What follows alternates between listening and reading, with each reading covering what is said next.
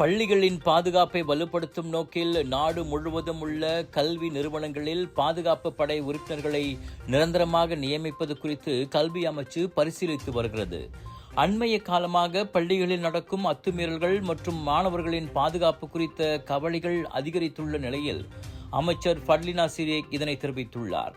மாணவர்களின் பாதுகாப்பு அமைச்சின் மிக முக்கிய முன்னுரிமை என்றும் இதற்காக உள்துறை அமைச்சின் ஒத்துழைப்பு நாடப்படும் என்றும் அவர் கூறினார். இந்த திட்டத்தின் கீழ் அதிக ஆபத்துள்ள பகுதிகளில் உள்ள பள்ளிகளில் போலீஸ் அல்லது உதவி போலீஸ் அதிகாரிகள் பணி அமர்த்தப்படலாம்.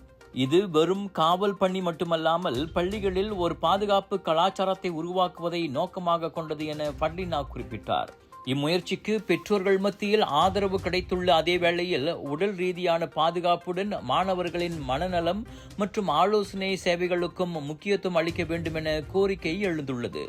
இந்த உத்தேச திட்டத்திற்கான நிதி ஒதுக்கீடு மற்றும் அதிகாரிகளின் பணிகள் குறித்த முழுமையான ஆய்வு முடிந்த பிறகு முறையான அறிவிப்பு வெளியாகும் என எதிர்பார்க்கப்படுகிறது. வணக்கம் மேக்ஸ், உங்கள் புதிய OTT உலகம். எல்லா வகை தகவலும் பொழுதுபோக்கும் ஒரே இடத்தில், குறைந்த விலையில் நிறைந்த அனுபவம்.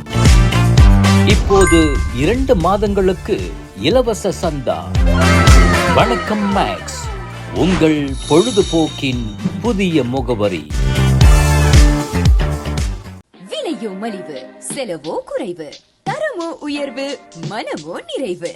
மக்களின் தேர்வு என்ரிகோஸ் முழு ஆடை சத்துள்ள பால்மாவு.